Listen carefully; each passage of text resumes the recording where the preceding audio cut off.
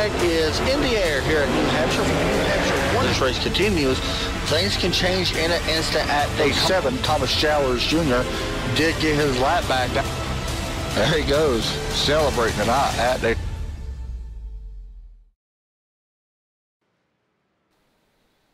Welcome to Mid-Ohio, as things are about to get a little chaotic around this 2-mile road course. This is going to be a fun one. I've been looking forward to this for, well, a couple weeks actually. Should be a very good one, as the flag's waving a wind, by the way, which is pretty cool. All recent, first time I actually really got to look at that.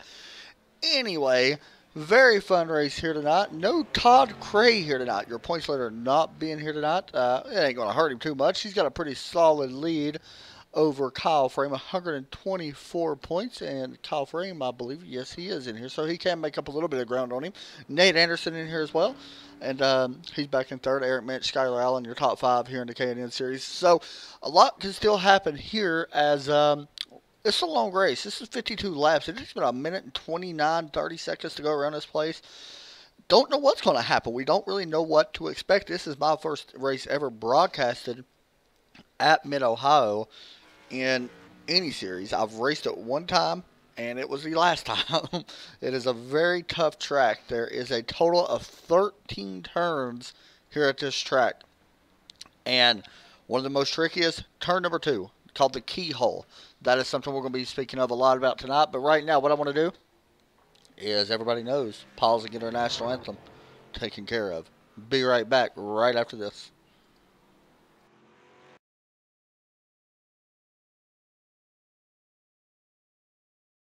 Oh, say, can you see by the dawn's early light what so proudly we hailed at the twilight's last gleaming, whose broad stripes and bright stars through the perilous fight o'er the ramparts we watched were so gallantly streaming, and the rockets' red glare, the bombs bursting in air, gave proof through the night that our flag was still there. Oh, say, does that star-spangled banner yet wave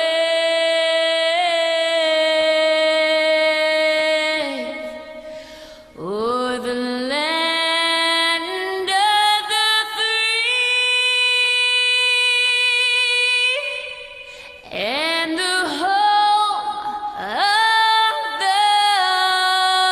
the brave?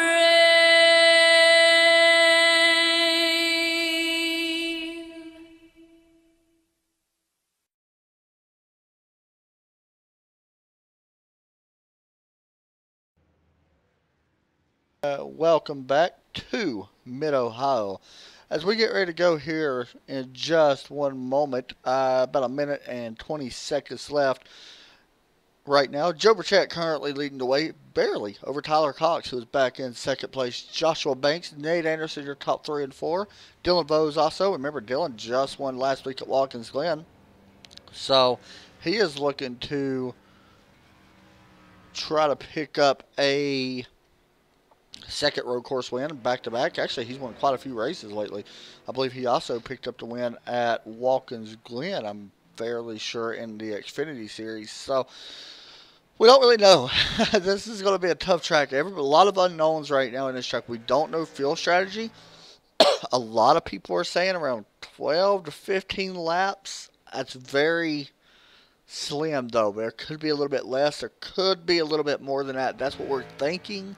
We don't really know. So if that's the case, it's going to be most likely, well, it's going to be a 3-stop race if that's the case. So we just got to wait and see. Um, as we get ready to go qualifying, 2 laps around this long track. Let's take a look at our weather. Weather is really strange here as well tonight. First, we'll take a peek at the track temperature and the track info. 2.21 miles per hour on this full course. 13 turns. Track elevation, you can see very different, and that is a lot of elevation, especially during the S's. Track tip, 106 degrees. I think it's a little bit wrong about that, but 106 degrees. As you take a look at your weather, partly cloudy skies, 81 degree air temp, and 14 mile per hour winds. So we'll see how that plays a factor. That could cause a lot of issues as well. Qualifying gets underway, and we get ready to go green here at, where am I at now? Mid-Ohio. I keep wanting to say Watkins Glen. Skylar Allen Sr. coming out on track. He's driving a different paint tonight, it looks like. Running a Metro PCS paint. Pretty cool. Here he goes into the keyhole. This is what I was talking about. This could be a very dangerous part on this track. He's going to go down through this little short chute, take a small right-hand turn, turn number 3, which is actually where the initial starts are on the actual road races. Here's your turn 3 right here coming up. Small turn and then a very big one. You pretty much full throttle, I believe, all the way through turn 3. Then you're going to go to turn 4, or China Beach. This is turns 4, 5, and 6, and you can see the elevation. Skylar Allen goes off in the grass, and we'll still stay with him now. He's up in turn 5, and this is a very, very, very tricky road course. Now going down to turn 6 to start the S's. Let's hop over to Tyler Cox, who's out on track as well. He was fast in practice, second fast in practice last time by. He's actually taking really good care of his tires right now, which is very strange. He's not pushing hard on his outlap. So he's just going to cruise in right now as he gets ready to go to turns 4, 5, and 6. And he is in the grass for some reason. Anyway, Jeff Smith here tonight in the 61. Had a really good run a couple weeks ago. Unfortunately, got caught up in a wreck. He is about to go through turn number 13. And his green flag will be started, as now Jeff Smith is on the clock. 2 laps to complete. Going through turn 1. Up the little hill here into turn 2, which is, remember, once again, called the keyhole. Normally where a chicane could be, but these guys do not run the chicanes. So going through the keyhole now. In turns 2, he'll go down the back stretch towards turn 3. Once again, another thing that could be an issue here tonight is when pit stops do happen, pit road is going to be very, very tricky. There's actually a pretty good bend in the pit road. It is a hard right hand and then another left hand turn to get to pit road, and 45 miles an hour pit road speed. Here we go into turn 4, China Beach. Jeff Smith right on the bump stops. What is that? I can't remember what some places are called. Turn 5, you can see the slow speed that he carries through there. That is just part of this track. The rumble strip's what I'm thinking of.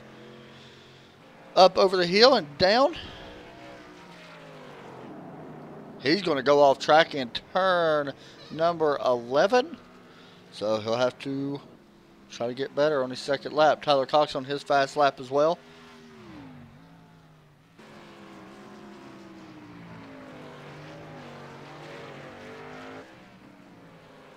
As he gets ready to cross the finish line, Matt Urban right now, first place with a 132.224. Don't know if that'll quite stand. We'll see though. You just never know.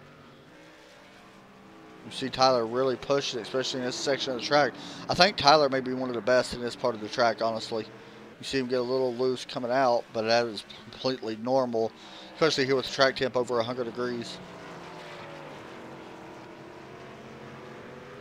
See him using the curb as he works through turn number 12. Helps him rotate, and into 13, here comes Tyler Cox to complete his first lap. Let's see how he does. Ooh, gets a little loose on exit. Cross start finish line of 127.384. Good Lord, that's fast. That's really quick, man. I don't know if anybody's gonna be able to beat that. That's blazing speed. 2 seconds right now over Nate Anderson, back in second. Jober Chat, we'll see if he can do it. He was fastest in practice. See him pushing really hard as he works out of turn 13. He jumps to the top of the board. 127, 146. Wow, that is, I'll be honest, I was not expecting that. Joshua Banks out on track in number 36. He's about to put down his first lap, driving a good wrench. K&N Cardinal. Across the start finish line, his first lap. Well, not count. Oh, there he is, 133.81. Jumps him up to fourth. Pretty solid lap there.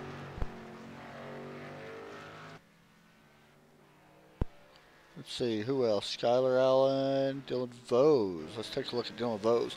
We know he's fast. He won Watkins Glen last week. Trying to win it again.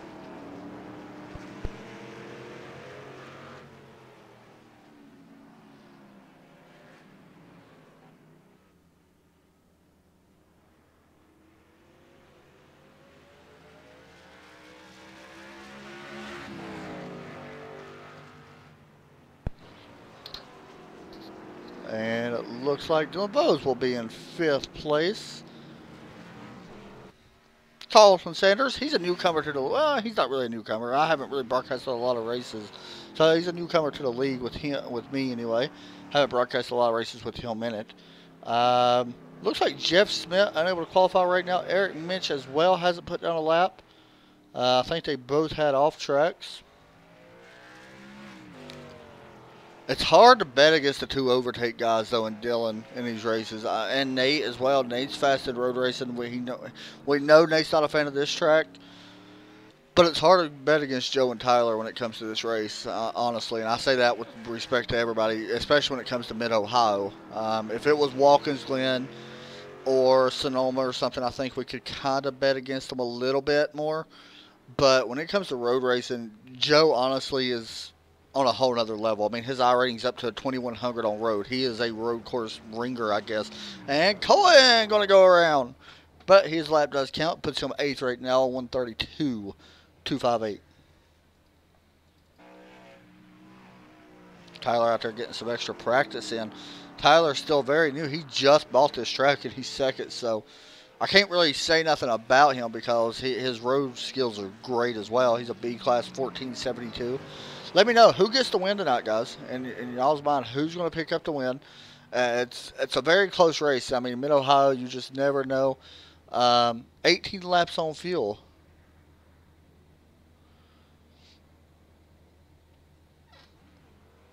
So if that's the case, it will be 2 stops. And Tyler Cox doing burnout, so I'm going to go over to somebody else. Looks like qualifying's done. So let's go ahead and bring in Joe Burchell. We'll talk to a couple people here as qualifying wraps up. Let's see if I can find him. There he is. Let's bring in Joe Burchett. Hey, Joe, you got me? If he's still here? Yeah, I got you. There you are, man. How's your night going? Going well so far. Well, first on the board, 127, 146. That's really fast. Actually, faster than what we've seen in practice. You and Tyler both. Of course, we know y'all are teammates, man. But how important is it to you to get a win over your teammate? I mean, it's not that important. The main goal is to neither one of us don't take each other out. Try to preserve, hopefully, a 1-2. Let me ask you something. We know that, real fast there, we know that there's other guys in here that's capable of winning. We see Nate back in third, and we know Dylan Vose, who was able to get in front of you last week and pick up the win on field strategy and stuff. Is that going to become a factor in this race, you think? Could field strategy become that? Oh, I mean, yeah, definitely. Any little slip up by any of us, I mean, including me or Tyler, any of us, one little mess up and, we could be out of the race, because there's no fast repair or a heavily damaged car, and that turns the race over to somebody that's possibly looking at a top 5, maybe top 10, and now they're competing for a win possibly. Now, I'll try to be real and honest with everybody. You know that. I've always done it for a long time. I feel like these are the races where you thrive in. Do you feel like you have extra motivation trying to win these road races? Yeah, I mean, I road race a lot more than most people, so I feel more comfortable when I get on a road course, even with these big heavy stock cars. So yeah, I would feel a little bit disappointed when I don't either, finish competitively or possibly bring home the win. How important, or real fast before we get ready to go, how tough is it to drive these type of cars on a place like this? You mentioned a little bit about it just a second ago. How tough is it to drive on these courses? Oh, it's a challenge. I mean, these cars aren't designed really to go around a circuit like this, but that's NASCAR takes them around there, so we can definitely take them around there. You got to be patient. Just save all your save your stuff. Not really try to heat up your tires or blow your tires off, and hopefully just whatever strategy you've got, hopefully you're able to stick to it, and you just bring home whatever finish you can get. All right, man. Go out there and see if you can get the win. What channel was you in? Do you remember? I got it. Okay, thank you. All right, so qualifying coming to an end, and Nate Anderson is still in here. Hey, Nate, you still in here? Hey. Let me ask you a question as well. We just spoke to Joe, and you heard him as well. You're qualified third right now. Now you know how to road race really well as well, so I'm not taking that away from you whatsoever. I mean, there's a couple guys that may struggle a little bit on road racing. How tough is this place to drive in these cars? A lot of tight corners. It's and it's like 110-degree track temp, so it's slick, and you have to be careful when you brake so you don't wheel hop. I was going to say you didn't do as well as what you wanted to last week at Watkins Glen. Do you feel like this is a place that you could come out here and possibly get a real good finish? If I can finish the race, yes. All right, man. Go out there and get them, and good luck. Alrighty. I'll try to keep it on all four wheels. All right, man. Good job, and hopefully we'll be talking to you here at the end. All right. Real fast. Let's look at the grid. Hope we just had a grid. Let's talk to...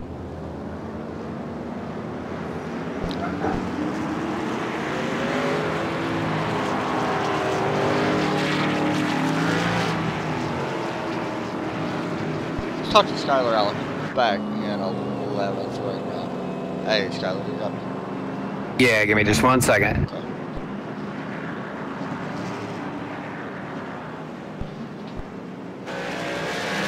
Oh, we're green. I'm sorry. Hold on. I need to go back. Let's go ahead and start back. I'm sorry. Sorry about that, guys. We were green flag. I did not realize we were just green. I forgot where we started on this, but already up towards the front, green flag getting away.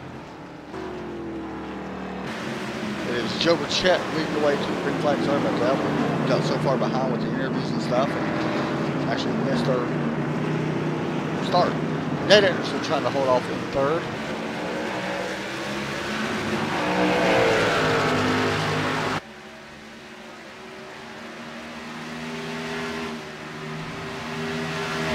Trying to hold on to that spot. Here comes the battle for the lead. Joe Burchett, Tyler Cox. Oh, Joe puts the bumper to his teammate. Going into turn. What's your guesses?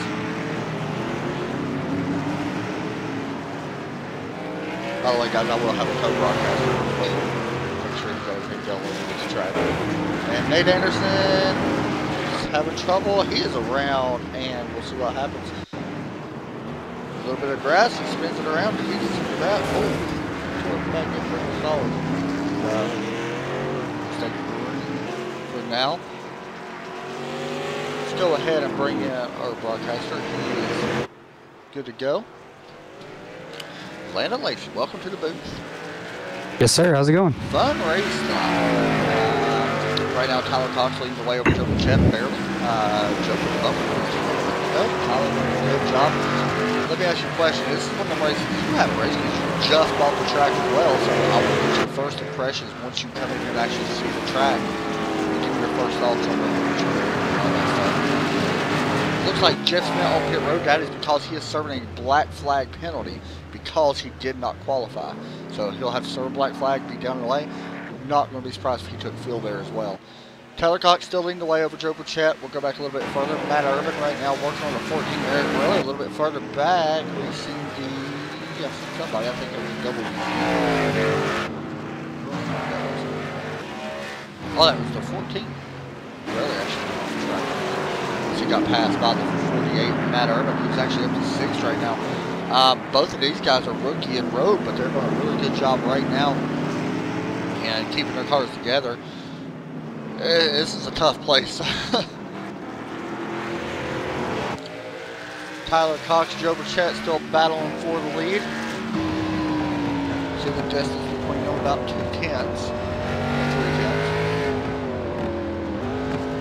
Joe coming with the run. He's looking to these inside. Not going to be able to get there as we work through turns 12 and 13. Battle back for third. Joshua Banks up to third. Dylan Vose fourth. See Dylan win last week at Walker's Glen. Dylan going to get loose out of 13. He does a good job on the car underneath. One of the trickiest things about this track is the temp on the track. 109 degrees on track temp. This is going to be a very top braking zone, and the 18 going to go around. Colton Sanders backs it up, and good for him, keeps it out the wall.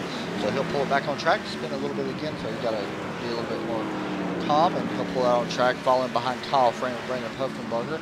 Also, Nate Anderson back on track again after he got a little bit of damage. So he'll be okay. Back up towards the front. You loaded in? Just got in. Okay. Lana just bought the track, so I kind of want to get his first impressions of action iRacing track and what he thinks of it.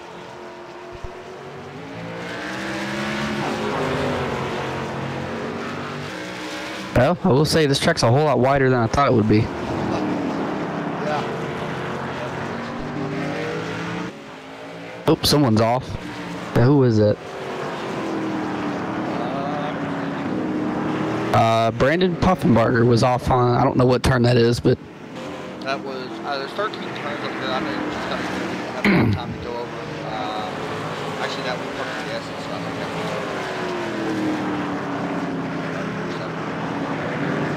Oh, I know that. Okay, I remember this track now. You've been watching on Okay. TV. Yeah, I remember this track now. Remember they ran it last year, right? Yeah, that wasn't a very good race in my opinion, but, you know. It was bad. Dylan Lowe's making a pass for third place on Johnny Lowe. Pass there. And also, we had a lead change. Joe Burchett takes over the lead on teammate Tyler Cox. We'll see how that works out between the guys. Tyler is fast coming up in this section we're about to go into. A little bit faster than Joe, in my opinion. We're working through turn 3.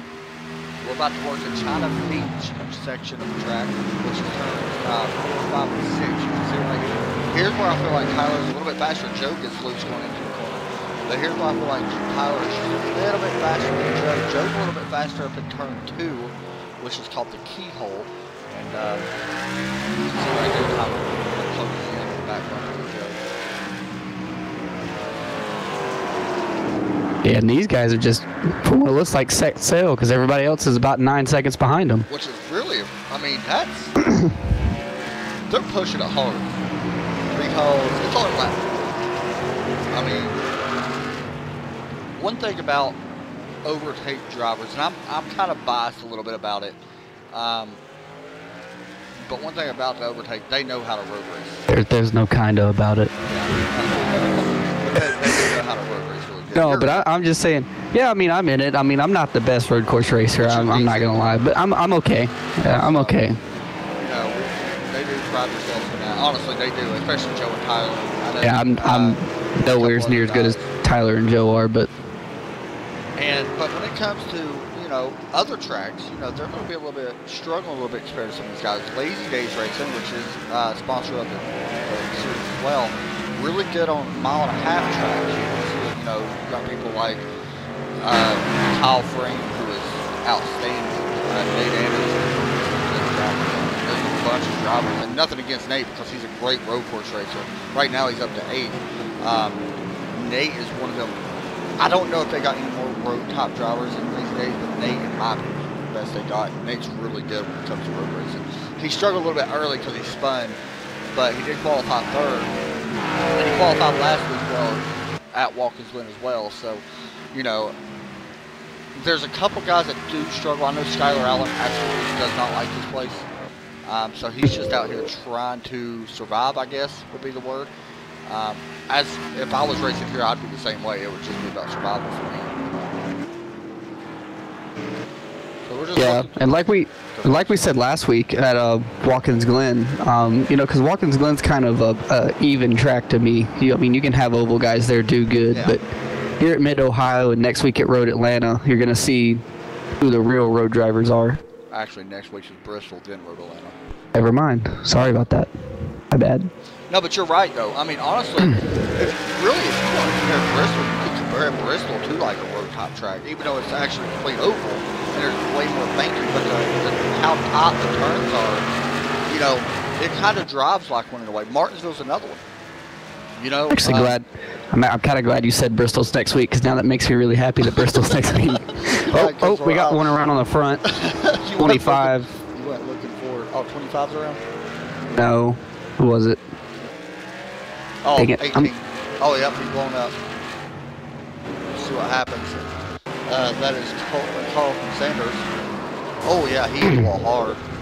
They don't have safer barriers here, I don't think.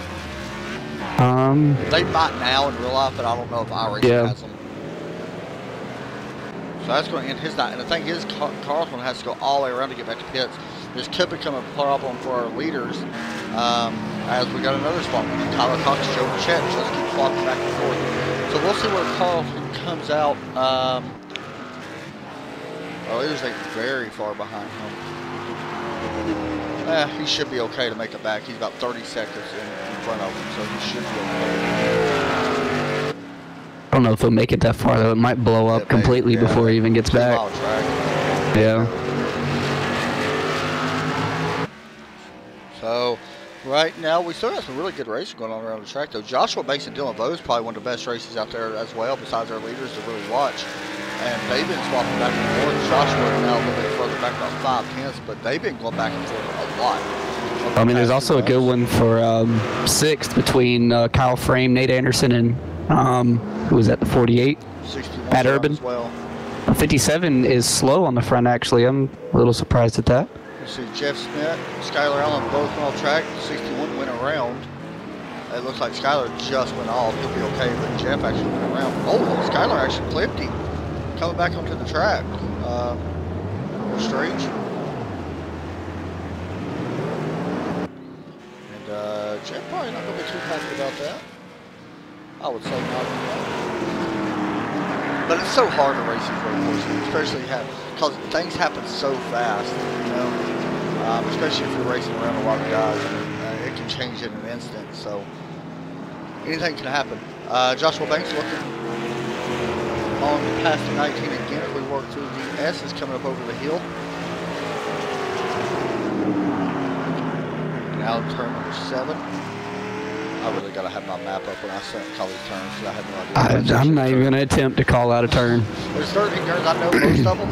I know. Oh, contact. 36-19. Both went off track, but they'll be okay. So this right here is turn number 12. Then 13 is coming up. Once again, 19 trying to get a run. Eric Borelli's actually not far behind these guys either. I didn't know Eric was actually that good at road racing. He's doing a pretty solid job. Actually, one of the fastest out on track. He's about 3rd fastest right now out on track. Which is really impressive. So I'm still watching these 2 leaders because they are still nose to tail. That's your question, because your teammates with these guys. And I'm just asking this not with just these guys and kidding. Asking it just as teammates in general, because you know there's a lot of teams. Oh, Joe just put a bump to Tyler. How aggressive do you want to be on the team? I'm asking you that. It depends. Depends, you know. As a team, we always want to gather team wins, but as a driver, I don't know. I don't know. I don't know. To me, I think for the better of the team. I don't think for the better of myself. So I mean, if we can get a 1-2 finish, I'm happy with that. I don't care. I don't really care whether I finish 1st or 2nd. Let me ask you. We got other teams like I mentioned. Now, how aggressive do you want to go? Do you want to bump it if you know that they can handle it? Now, some drivers you might not want to. Not mentioning names in our team, but you might not want to with some drivers. But other drivers, is there you know, there's a little bit of competition between certain drivers. Do you want to bump them a little bit every once in a while if you know they can handle it? Again, it's a teammate thing for me. If I'm going to race a teammate aggressive, it's going to be at the end. Right. Right now, I think it's a little too early to be racing teammates aggressive. I know last night, me and Derek Pemberton had a plan for the first half of the race not to race each other. So I mean, if he got to my inside, I'd let him go, and if I got to his inside, he let me go. So does it vary as well? Does it vary course to course? Like we're road racing that. Does it vary? Well, I mean, of course it does. I mean, it just depends on your driving style and my preference. I mean, if you're good at one of these road courses, and you know, say your teammates, you know, you have a faster car, you know it, and your teammates running your line. Right. I mean, I wouldn't say you're running him over, but I mean, give him a little tap, make him, or just run close up to him like Joe's doing, and wait for him to make a mistake. And guys, I know we're talking a little bit real fast. I know we're talking a little bit about these two as we got looks like Skylar Allen on pit road. This could be scheduled for him. We're not far from pit stops. But I know we're kind of talking about them. One, because they're in a whole lot of close battles inside of them. But two, we know that they are really good road racers, and we have seen these two actually battle tons of times on the CFR championship on road races. So that's one reason why we're showing them a lot at the moment, and you know, we'll go back and forth, of course, and get a race rundown of where everybody's running. I just want to mention that, and so everybody, you know, gets an idea and has an idea. Yeah, I mean, not only that, like I said, these two guys are teammates to me, and I've been racing with them long enough to know how they drive and stuff. So it's easier for me to compare to them than it is for someone else like Eric Borelli or one of those, because I haven't raced with them long enough to know exactly how they drive. See, now when we go to oval, of course, it's different because now we know how everybody drives. Yeah, I don't really know how some of these guys have on road courses. I haven't really raced them that much, and really Watkins Glen was the first road race I've done with those guys. Yeah. So. Still on road, still fourth right now. And he is currently in fourth. And it looks like he is slowly running down Joshua Banks again. We'll bring in Skylar Allen as well. I think he is not, I don't know, is you're not done? Yeah, I went ahead and just parked it. It's no fun to run around and try and struggle on the pavement. Let me ask you, who's out there on the track? How tough is this place to run? It's tough. It's hot. It's slick. It's technical. The S's are a pain, man. That's just, you know, it's for somebody with a little bit more road experience, it might be fun. For me, it's not. So I found myself struggling tonight, so I said I'm going to go ahead and. Yeah, I'm the exact opposite. I wish I was out there driving right now. I am absolutely bad. Well, here's the keys. Take my car, because I'm done. I was about to say if the game would let me, I'd take it out. Driver switch. Yeah, because I'm done, man. Skylar, you want baby watch? We'll just use that as an excuse, like damn. There you go. No, and the answer to that is no. I'm not on baby watch. Thank God. I've got 3. I'm good for now. You know, I'm surprised that these front two have maintained the proximity that they have to one another. Yeah, I am too, actually. Let me ask you. Now, you're in Lazy Days, and we was talking a lot about our drivers because we know them. So I want to ask you, now that you're in, out of all the drivers that race this league, that is part of Lazy Days and part of your team, in your opinion, now, this ain't throwing nobody under the bus by any means when I say this, who is the best road driver you have? Oh man, it's a toss-up because I don't race a lot of road, but I'd have to say it's probably going to fall somewhere with either Kyle Frame or Nate Anderson. Maybe you could put Brandon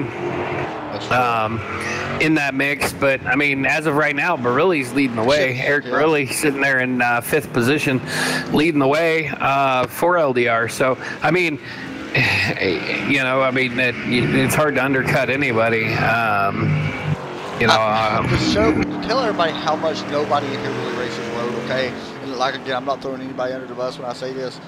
Everybody, we don't have a lot of higher drivers in road. Everybody's rating is like A's and B class. In here, we got A's, B's, we got a 1C, a D, or a few D's, and 2 rookies. So, it varies a lot in road when it comes to this.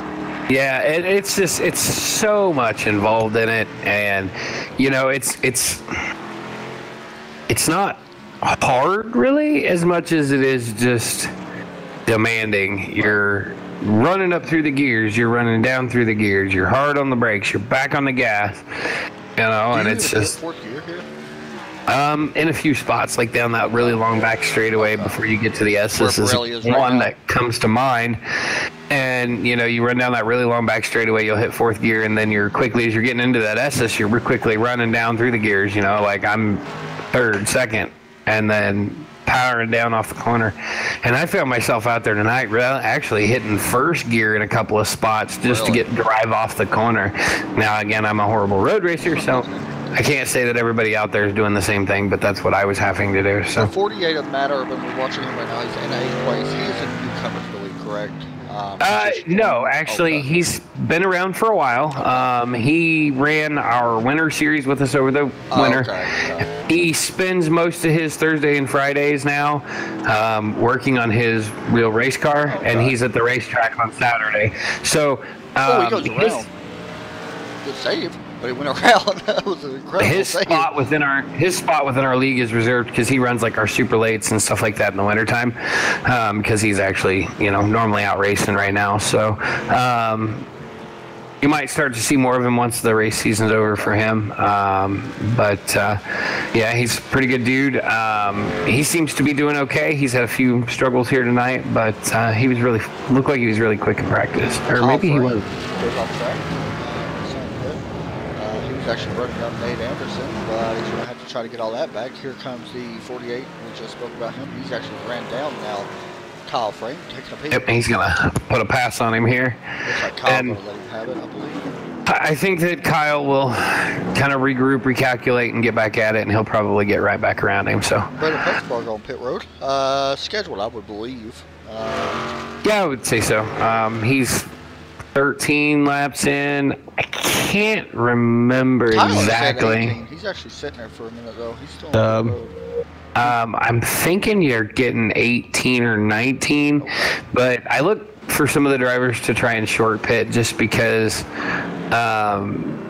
you're really wearing your tires down out here. So, and actually, it looks like Brandon's gonna be done. He's had enough road racing. Take it to the garage for the night. So, fortunately, it looks like he's gonna be out after that. So. Yes. Oh, Joe just ran over Tyler. Yep, Joe spun Tyler, and Joe going to spin around as well. So both of our leaders are around. Wow, that's crazy. Hey, he just drove off in there. Joe overcooked it and locked up the brakes. And what's awesome, the 16 did a hell of a wheel job. He's got some pretty significant rear damage, but he did a hell of a wheel job drifting that corner, grabbing a gear and going straight. That's tough to do, especially on a hot track. So Joe's going to have a little bit of work. 11 seconds back now. Yeah, they were right there tight together, and Tyler's going to be, he's going to have a little bit of an advantage here now. This may be not scheduled. He's got a lot of damage on that front end. So he's going to have to take some repairs, probably. We'll be watching him to see what happens. All right, guys, we'll take a step back. We'll come back in, and we'll be right back right after this.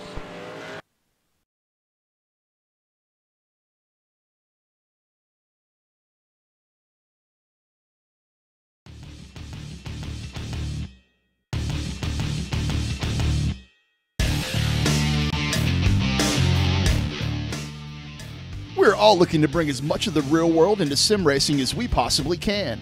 Our SimCraft Tilton Pro Sim Racing pedal sets are here to elevate your rig, improve your consistency into and through the corners, and give you the ability to dial in your perfect pedal feel. Put your feet on the same pedals the pros use. From the braking zone to corner exit, get the most out of every corner with SimCraft.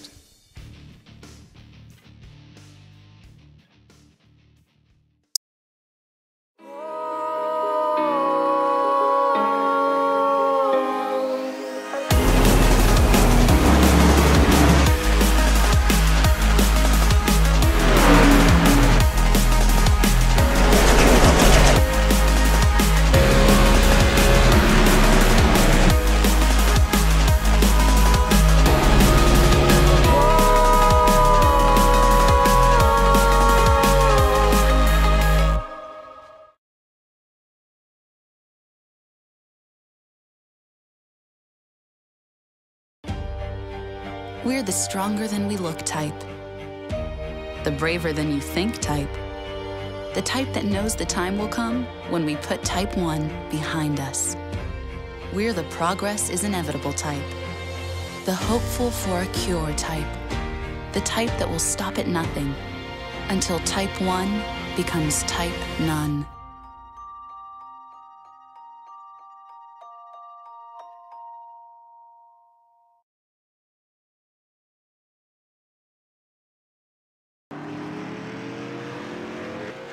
Back here again at Mid-Ohio, DIYSim.com.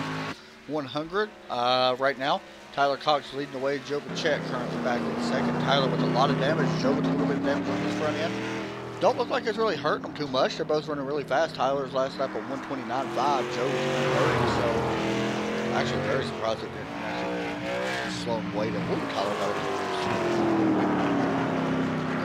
Yeah, it's all about, maintaining your momentum out here. If you can maintain that and just keep it on the pavement, I feel like the rest of it will kind of sort itself out tonight. I knew there was going to be a low car count tonight. Just because a lot of people don't have the track. 20 some odd cars at Michigan last night down to 13 tonight, and even the people that have the track, they just don't like it. So I have it. I don't race it. Like, I will say that I am surprised that we ended up with 13 drivers taking the green flag tonight for the dayz.com 100. So this place is tough. It is tough. It is very tough. I think evidence of that is the incident between the 94 and the 16 there. Running so close together the entire race, and now separated by 10, almost 11 seconds. Yeah, because somebody, it just takes one mistake. Right now, everybody pretty much spaced out on track. There really no big battles around happening. Eric Morelli would be the closest one. He's about 3 seconds behind Joshua Baines, which would be for fourth if we get the catch him. Just seeing Joshua go by. So you see the distance. Eric just now across the start-finish line. He works up the turn. What about to get the keyhole? The what? You didn't know the name of the turn, did you? No. Did you know the name? No. Oh, I didn't know. I know the either, S's and I know the hairpin. I didn't know until I looked up Google. Joe was telling me, he's like, man, that keyboard's going to be tough. I'm like, oh, yeah, I know what you're talking about. I had no idea. Yeah, yeah, I have no idea. So you're talking about the... Now, this may be scheduled. Yeah, this would have to be scheduled. So he's 7th, was on the lead lap, just tail end of the lead lap there. This car looks really clean, though. Yeah, is that the 48 in there with him? 48 is actually disconnected, it looks like. Yep, looks like the 48's taking it behind the wall and done for the day as well. He's like, I'm done. I did see him spin out coming after the S's, so he didn't hit it. He didn't hit anything, but I think he said he had enough. And it's hard. I'm gonna reference flies here because dropping crazy. This place is a mess. I mean, even the points leader didn't show up. Come on, man. He's good though. He's good. Right. I mean, he's like, oh no, I don't have to go have this headache tonight. And I think that's why Kyle Frame hasn't been. Because probably. He's second, and I mean, yeah, he's 10th right now. He's in pit road. He's getting repairs done. So. But he could probably get out there and get past Matt. Exactly. That's an extra spot, It is a spot. Plus, I don't know if he'll hit the requirement to get the completed race complete bonus points, but that's points. Yeah, sure. So, I don't know. I could go out and run 5 laps and pass him. Joe's actually, Joe has actually caught, or not caught, but he's actually running up Tyler a little bit. He's 3 tenths faster. So the gap has closed slightly. It's still 10 seconds back. He's still got a lot of work to do. 10 seconds is a lot to gain. But... Yeah, we should start seeing these top 2 on pit road here sometime soon. Yeah. We're lap 17. I don't think you're really going to get past 18 or 19. Tyler, maybe. Yep. Yeah, there he is going through turn 2, but it's works to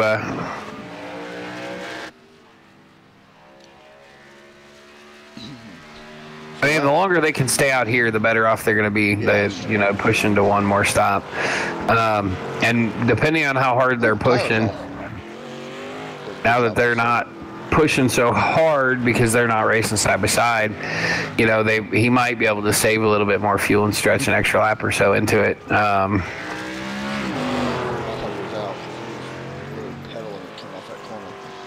Anyway, we landed, so you see the track right now.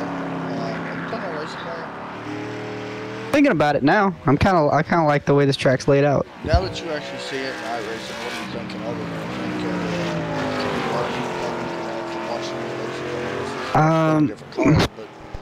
I mean, I'm not gonna. To me, I'm not really gonna learn anything sitting. I mean, I can learn the line sitting here and watching it, but all the throttle and braking points and apexes, I got to learn that by driving it. So, I mean, yeah, I can learn a little bit, but not much. I don't know what the weather is. Nope. We don't know what the weather's going to be until the server launches. It could be bad. It could be cloudy and 70 degrees. We don't know. Well, hey, I will say, it's what, 109? Well, at least it's not like last week where it was 120. So. Last week at the Glen was fun, though. Actually, the track hit this corner, which is surprising. 106 now. Why do I feel like he's getting sideways every mine corner? Mine still says 109. Tyler Cox is sideways. Yeah, mine still says 109. Corner. Yeah, I've noticed that too. I've noticed, especially where he's at right now, he gets a lot.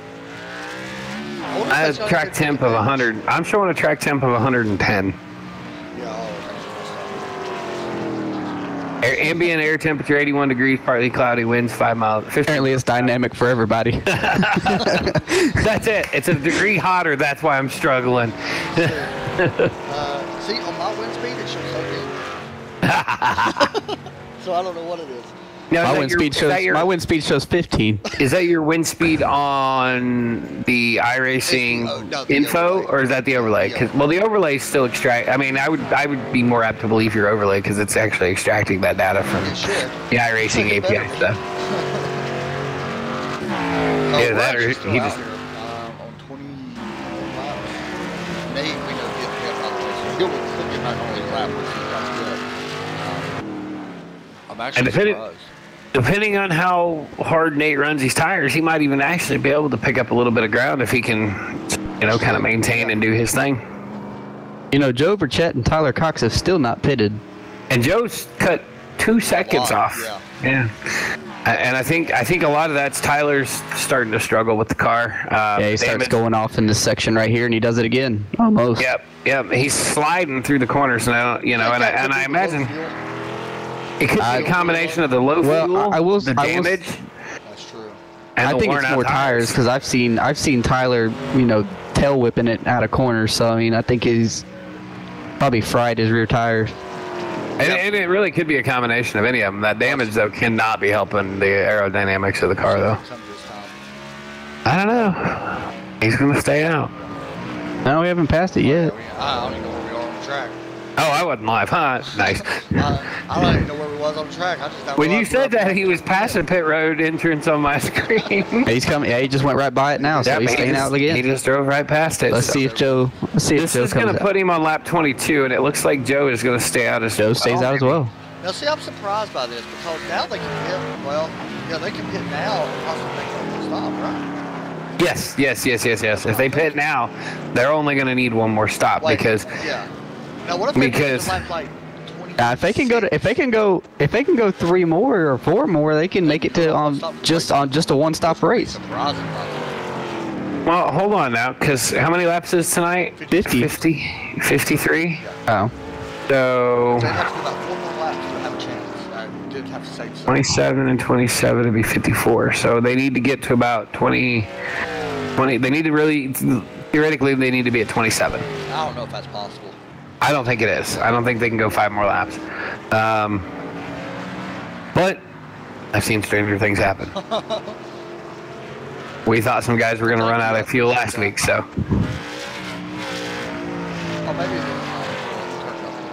I had it turned down last night. It was too loud last night, and for some reason it was a little bit too low tonight. There you go. What's It's turned that? up now. My mic was. Oh, okay. I had to turn it up. I had it turned up last night, man, and it was too loud. Yeah, I turned it up just a little bit. Plus, I was messing around with the setting last night, so I messed everything up. All right, so right now Tyler stays out again. stays out, yeah. Skyler, you know, just And Joe's coming down mentioned pit road. this. See, I like to call for him to go ahead and come down. Yep. I do. Just to let you know, Skyler, you could actually go back out there and pick up a spot. I can go back out there and could. pick up a few spots. You could. I mean, I I'm could go just saying. grab Matt, Kyle, and Brandon. So, That is true. You know, you're lucky you would start the car up and Kyle would pull out. no, it's good. I'm not You're gonna not go looking out. forward to that race. I don't blame you. Or knowing his luck, he'd drive off into turn 2 and wreck it. So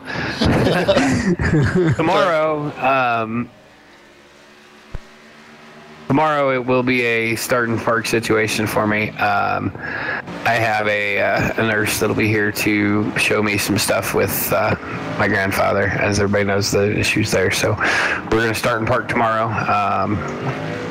And then I'm probably, once I come back, I'm probably not going to get back out on track, because by the time I get back, I figure I'm going to be 10 or 12 laps down. So I may just join you in the booth. Yeah, that's fine. Always welcome. By the way, guys, we announced today we're going to be back with Go Fast Racing for next season. Look forward to that. But a little bit about tonight. Usually we do it. We do the commercial race. You see the commercial with DIY Sim. We talked about last night, and a lot of people already know about it. DIY Sim, if anybody hasn't checked it out, go check them out as Tyler comes to pit road. Go check them out, DIYsim.com. And you can get all kinds of sim racing equipment and stuff. They got a ton. Skyler can speak a little bit more about it. Yep. Real quick, this is going to put him at 48-ish laps. So before he's going to need to pit again. Not going to be able to make it. But that does open up a whole different slew of strategy for maybe a stop and go, splash of fuel kind of thing. Yeah. You know, there's a lot of option there of what he can do. So, go ahead, Landon. I was going to say, I did not expect pit road speed to be 45 at this track, but yeah, I guess so. Do you expect it to be faster or slower? I expected it to be 35. That's what I thought. That's what Watkins Glen and Sonoma is. Yeah, that's what I thought as well. No, Watkins Glen was 45. No, it was 35 last week. I thought. No, because I ran, I played pace car driver for another league, and we were doing 10 over pit road speed and pit road. I was doing 55 on a pace lap. So I don't understand why the pit road speed's that fast here, honestly, because this is a tough pit road. So for anybody who wanted to, who's not clear, there were some issues last week as we got into this kind of gamut of road courses here with how iRacing handles a caution on a road course. So we put it to a vote after some issues last week amongst the drivers, and the decision was made to just nix the halfway competition caution altogether. So in theory, it was a great idea. We loved the idea. In concept, it should have worked, but in reality, it was a horrible idea. And so for the remainder of the year, any and all road courses will run minus a competition caution. I know my vote didn't count, but I voted on that as well. We have, so in fact, I even said that when the admins were on TeamSpeak one night, and I was reading the results, and I was like, Adam, your vote don't count. I voted anyway. Dude, I vote for everything. Like, I'm seriously having, like, you put up a poll one time, a question thing, like, where people leave feedback. I left my feedback about it. No idea why. No, and that's perfectly fine. You know, I mean, we want all the. That's that's all part of it. We want that feedback. So, down to business, DIYsim.com. We were approached to work out a deal with them. Drivers can get up to, and anybody watching can get up to 10% off on the DIYsim.com store on everything except for the Axis platforms. Pedals and stuff, they have some really top of the line pedals, full on load cell pedals. They're, I mean, they look like they just cut them out the race car. They're pretty amazing. And email me, Skylar at gofastracing.us, and I can get you a 10% off discount code to use at their web store. And then, of course, there's added benefits with the league and everything that we kind of get. So it's been it's exciting to keep bringing on new partners. I was excited to kind of finally break the news that we're going to be hooked up for 3 more series again next year with the trucks, the Xfinity, and the new Cup Series. Thank you. I heard Cup Series. Ms. Schmidt, I appreciate that. So, next year, unfortunately, we're kind of we're not dropping the series, but we're dropping the branding and the broadcasting of this series, the K&N Series. And we're kind of going a different direction with it. And it's kind of a bittersweet deal for us because I feel like we've put on some really good racing in this series this year. But at the same time, we kind of want to use it for some developmental purposes, if you will. So, our truck series will start up in Daytona, and it's going to run every other Thursday night through the end of the year. And then I think there's 5 races back to back to back at the end of the year. On the off weeks is when this K&N Series will run. So when the trucks are off, K&N will run. And then Friday nights we'll be out for our Lazy Days Racing Grand National Series, which again will follow the NASCAR Xfinity Series schedule. And then Saturday we're ecstatic to launch our Cup season for 2018. One of the things you'll notice about our Cup Series next year is that the only people you'll see on track are people who completed a certain percentage of races in one series or the other this year. We haven't pinpointed down the exact percentage. We're going to kind of wait till we get to closer to the end of the year and kind of figure out where we want to set that percentage. But you're looking at, the reason for that is our Cup Series will be our kind of premier series, top of the line series, and we want to make sure that everybody that's out there really kind of knows each other. They've had time to race around one another, and that'll give them the opportunity to maybe put on some really great racing. Let me ask you this about that, because this is just out of curiosity, not for me. Are you going to allow Xfinity drivers to come up and maybe race like 3 races per season? It's something that we've talked about. We haven't really nailed down a plan for that just yet. It's something that's been discussed to let some of the newer drivers come up and race a few of the races with us here and there, just to kind of get their feet wet and maybe help, if they can go out and run 3 races and say cumulatively across the 3 races they have less than X amount of incidents, or maybe we allow them to go ahead and move up a little early. It's all, the whole Cup Series concept is kind of still in its infancy for us. We're about the only thing we've got done is we've got a sponsor, we've got a broadcaster, and we've got a schedule. That starts in February, right? That is correct. We will start in February. Yeah, okay. Yep. By the way, I was sitting here looking at the DIY sim. Their Vortex 3 is amazing. Yeah. Good Lord. Oh. That is insane. I'd feel like if I was in that, I wouldn't be allowed to be in that because I'd break something. Right. So back to the racing on track. Our top 5: Tyler Cox, Joe Burchett, Joshua Banks, Dylan Vose, and Eric Barilli. I'm really surprised with Eric. Eric is a self-proclaimed horrible road racer. He doesn't, it's not his forte, if you will. But I wonder if, and he has a full motion cockpit, so I wonder if that full motion cockpit doesn't help him feeling the different things on the track. Like, I can imagine him right now as he's, going up these hills and down these hills, and it's moving around, and he can feel it yaw as the car's doing different things on track. Is that, because I've never been in there, and does that work like a force feedback thing? Like, if you hit a bump, do you feel that? Yes, yeah. Okay. I can tell you that, yes. You hit a bump, you hit a hill. I watched a video, and I don't remember where I seen it, but a guy was in a motion rig, and he flipped on track, and it just started violently shaking him. Like, I mean, I would almost think you have to be belted into that thing. See, that's what I'm thinking, because I've seen, a motion in sim, and I think it may have been the same video. I mean, this guy was all over the place. Yeah. I would guess so. Wow. But I wonder if that really helps him because he can feel the vibrations in the rumble strips. He can feel the elevation changes and how the the track pitches and stuff. That's a good question. And I imagine that seat of your pants feel really has to help him because if you'd asked him 2 weeks ago, he was not looking forward to these road races. And if I remember right, he's been doing really well with them. I can't remember. I hate it when I do that. I want to say he finished or would have finished maybe last week in the top 5. If something, I don't know. So he finished pretty solid last week, right? Yeah, I'm getting ready to look up the Xfinity result now. One of the races, I feel like I said, he was last week. He finished 8th in the K&N, and he finished 3rd at Watkins Glen in the Grand National Series car. Grand National, sorry. So, and to come out here and back that up with another top 5, running is pretty stellar, regardless if the leader runs him down and puts him a lap down.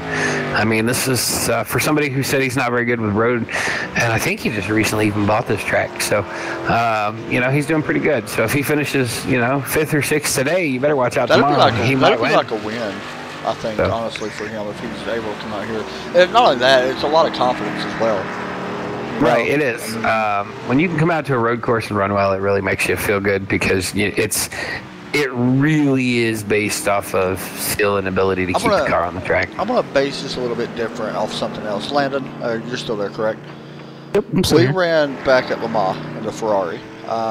You ran a lot of that race for us. How many hours? Like, I think I ran 8 hours. 8 hours, I think, for what you ran. And you finished really good in it. Did that give you any confidence in your road racing ability? I know the cars and stuff's completely different, but does that raise your confidence when even finishing that well, in a race like that, especially with 64 other cars? Well, I mean, to me, it didn't only raise my confidence. It actually made me a lot better at road. Before that, I barely scratched the surface of the road. Plus, that was my first endurance race as well. I'd never even done a 6-hour race. So to go out and do a 24-hour race and run 8 hours of it, I was really proud of myself after that race. And I feel like, watching these cars right now, as Nate Anderson's going to move over, getting the grass a little bit for Tyler to let him pass, but I feel like, honestly, these cars, because these handle way different than what we raced, Ferrari and stuff, because they're heavier and stuff. Oh, yeah. I feel like really you got to attack this place like an endurance race, honestly, because, 53 laps may not seem like a ton of time or a long race, but driving these cars, I feel like, when they're so much heavier, it kind of becomes like this. Yeah, it's a lot of work wheeling these cars around. And just to give you an idea how difficult this track is, I went over and looked at a statistic real quick. Our lowest incident count so far tonight on the track is the 00 of Eric Medge, who, believe it or not, is sitting with a goose egg in the incident column. He has 0. He has kept it on the asphalt all night long. Wow. His car does look really good. Of the drivers currently on track, our leader has the highest incident count. Really? No doubt that 4 of those came from when he got run over from behind. But wow. That leaves 8 off tracks for him. Holy cow. Nate Anderson has 10. There's 3 people with 5, a couple people with 3, a couple 8s, a couple 6s. I had 13 in the 6 laps that I ran. So Eric Mitch, 0 incidents. Absolutely impressive. Yeah, that is really absolutely impressive. He's running 7th. I mean, that's got to be a pretty big for him. I mean, it's a respectable 7th. It's a respectable 7th. Yeah, I mean, it is.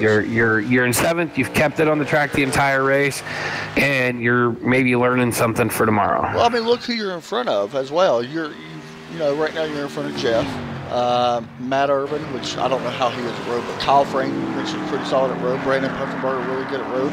Skyler, not so much. Not so much, buddy. Carlton Sanders, we don't really know, or I don't know how good he is at road. But I mean, really looking at, that's pretty respectable, I think. So, yeah, it is. It is. And something else, just real quick, I want to say. I want to say what a fantastic job you're doing with these broadcasts. This week alone, I think I've had 3 people send us a message through Facebook and email saying, "Hey, saw your broadcast on Trackside. Wanted to looks like fundraising. Wanted to see if I can get involved." So it's really awesome with the. It's really awesome with the work that you do for us, and the way you're kind of the voice of our league, if you will. So the way you're representing our league when you're broadcasting for us is pretty awesome. Yep, like I've told you, plenty of times off the air as well. This is my favorite league to broadcast. Not only that, I think, my team in general, Landon's in here now. I know that he likes racing it. Joe's another one that really likes racing it. Tyler's another one that love racing it. So, that makes it a lot, when everybody really gets along and stuff, I really like it. But not only that, I mean, before they even came in, the racing was still just as phenomenal now as what it was back then. So, I love it. And I've watched several other broadcasts over the last few weeks, and I've gotten into some where the broadcaster doesn't seem to enjoy what they're doing. Yeah. It's fake, it's forced, that's the best I can describe it. Yeah. And with you, I don't feel like, even on a bad day, I don't think I've ever really felt like you've faked or forced your. Yeah. You seem to really enjoy what you're doing. Well, a lot of that's got to do with people that come into the chat. I've met some pretty cool people. Jeff Smith. I think is that his wife? I think it is. Right? I'm not sure. I would say that it's some sort of relation. You but might I'm have not sure to correct me, but I think you're his wife. I apologize. If you're not, she's probably over cussing me out now. Crystal and Mark, of course, that come in here and watch every week. But that makes it, honestly, it makes you want to put on a good broadcast or try to put on a solid broadcast, at least for them, because I've and there's a lot of good broadcasters. I'm not taking nothing away from any of them because it's it can be a little bit repetitive, I guess. But Tyler's off track. Ooh. Oh, and so is Dylan Vose right behind him. But yeah, whenever you really meet people, I think it makes it way better and really makes you want to be there for the man that's watching.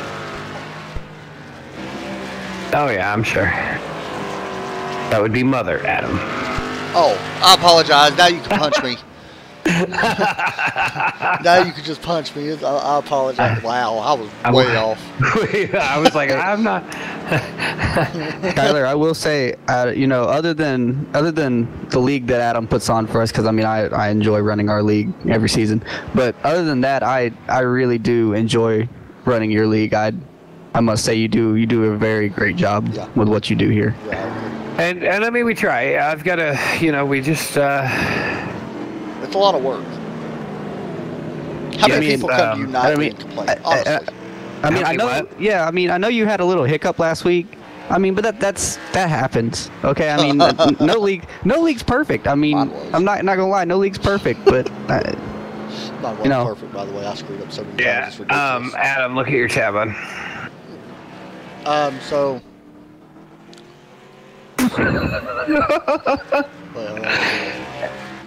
You don't see. Oh, the YouTube chat. Sorry. Yeah. Look at your YouTube chat. This is fake, right? Yeah, it's fake.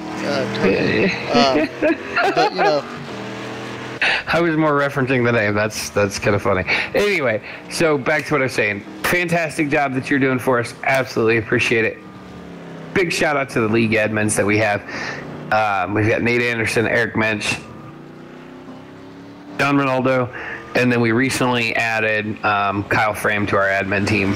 He actually started out as our kind of director of social media. He started really engaging social media for us, and he did a freaking-tastic job with it. I absolutely love seeing his. I was looking forward to the stuff he was going to post. And so he's done a phenomenal job. So we actually just recently moved him into a capacity of being an actual, of actually being an administrator with us. So we've got a really good admin, so honestly, they do a really good job. We do. We have a lot of people that put a lot of effort into this, and it's really neat to come out and see the effort that everybody's put on, and 13 drivers might not seem like a lot to most, but for a first-year league on a road course that it's absolutely trash is pretty good. Sorry, that's just a it's a personal opinion. At least he's not lying. At least you're honest. Like, I'm thinking bulldozers and dynamite would be suitable for this place. I know it would be awesome. Bulldozers and dynamite, and then dig it out and make it into a big ass fishing lake. Maybe next season we should just run the oval, because apparently there's an oval configuration at this track. Really? There is. It is a. Now hold on. There's 2 oval configurations for this track. Hold on, but they're right-handers. Really? They are right-hand oval. That would be that would be pretty fun, in my opinion. The first one, let me see if I can get a better view on my screen here so I can call out where it is, because you can actually see it on track. So I want to say that the hairpin is one of them. The hairpin plays part of one of them, I want to say. And then one of them's a little, they call it an oval, but it's a little, it's really just a little miniature road course. At Mid-Ohio. I had no idea they had one. Yeah, they're both a right-hand turn. They're both right turn oval. Wow. So on pit road. The first one, it utilizes the keyhole. And then as you come around the keyhole, you come down that long straightaway, you'll see a little like access road back to the right. Joe Perchet's on pit road. As they come, I'll try to call it out as I see Tyler come through it. Flat? Let me go over to Tyler right now. All right. Is it flat? No. Okay, I didn't know if there was actually banking in it or not. No, or yes, it is flat. Sorry, it's not banked. It is flat. And it looks like Joe just took a splash and go. Coming down, and then you see them cones that he just passed? Yeah. That's where you would make the turn, a right-hand turn, to go back down the stretch and then into the keyhole again. And wow, then that's a sharp right-hander. Yeah, now, the second option is also utilizing the same portion of the track. And they call this an oval, but I would be more apt to say it's a little miniature road course, because you're still going to run down through the keyhole.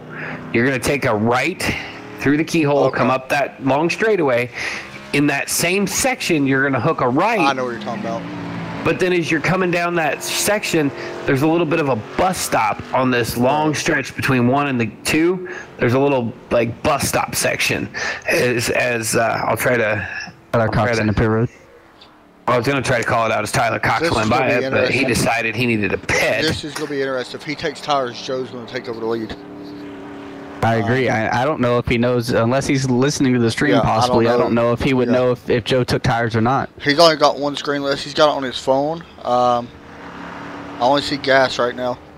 He's taking gas only, it looks like. He's in there for a long time, though. Yeah, he was in there for a lot longer than Joe was. More seconds. He gave it 3 seconds total time on pit road. So Joe's going to go ahead and take up the lead here.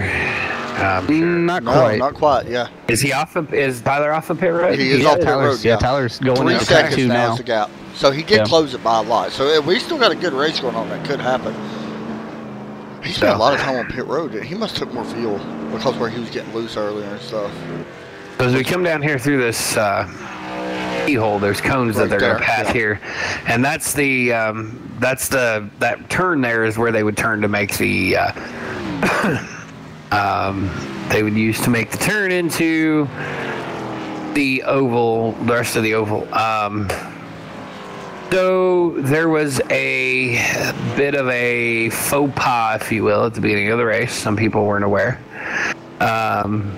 This track starts on the backstretch. Yeah, I seen that. I seen that they actually had the initial start on the backstretch for most races. Yeah, we went green on the backstretch. Oh, is that where y'all went green at as well? Uh-huh. Wow, so that's why it happened so quick at the beginning.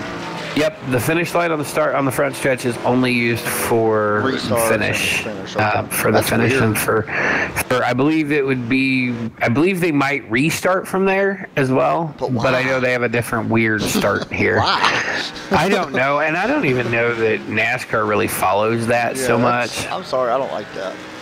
All right, so I'm watching with Joe, the 94. Yeah, take a check. And so here, there's two sets of cones right here. You see all them cones? Yep. That one leads you into the little inner loop. The second set leads you back out of the inner loop. Or the third set actually leads you back out of that inner loop. I see how it's shaped now, yeah. And so it's a little miniature road course. Yeah. Kind of, because it's got left and right both. Well, it's got one left, I guess. So, Yeah. But I tell you what, we ran that last year in the super late models, and it was a blast. Oh, you ran it? Have you tried we running ran that. Kansas infield? Have you tried running Kansas infield, the short one? I have not. Oh my gosh. It's so much fun. But yeah, we ran that little miniature road course style layout, oval that they call it, and our super late models, and it was just absolutely a ton of fun. See, you know, Road America, which is kind of weird, or not Road America, Mid-Ohio only has 4 races per year. Yeah, they don't have a whole lot. I think they got, one NASCAR race, one IndyCar race, one a IndyCar, motorcycle, and a vintage sports series car.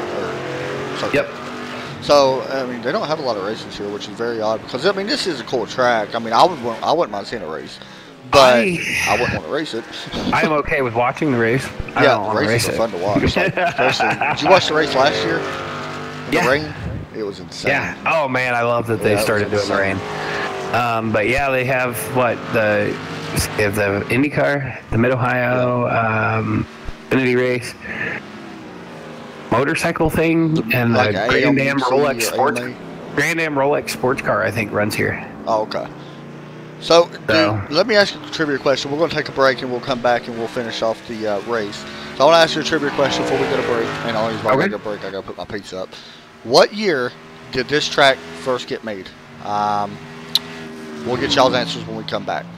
Now, hold on. Was it? You want to know when it was? I want to know when it was constructed. When was the first race? When was the first race? When was the first race? When was the first race? Oh man. Y'all go ahead and get y'all's guesses if y'all want, and then we'll take the break and come back. I have to say, first. This is.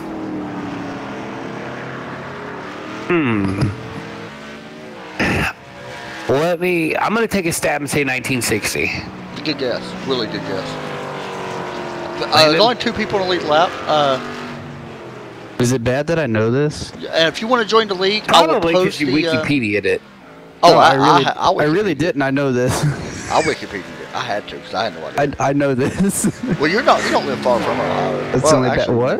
I live a long way from Ohio. What are you talking about? No. If you want to join the league, I will post the link in the description or in the chat, and you'll have to go to the link to join. And the reason why there's only 2 people in the lead lap because this has been an absolute insane race, and honestly, Joe and Tyler's on a whole nother level right now compared to everybody. No, but I remember watching the first Xfinity race here. I think it was either last year or the year before. And they said the track was first opened in 1962. It's a good guess. We'll find out. Not a guess. Oh, it's a guess. You're wrong. Oh, it's not. I'm we'll be right back wrong. after this. Asshole. We're the stronger than we look type. The braver than you think type. The type that knows the time will come when we put type 1 behind us. We're the progress is inevitable type. The hopeful for a cure type. The type that will stop at nothing until type 1 becomes type none.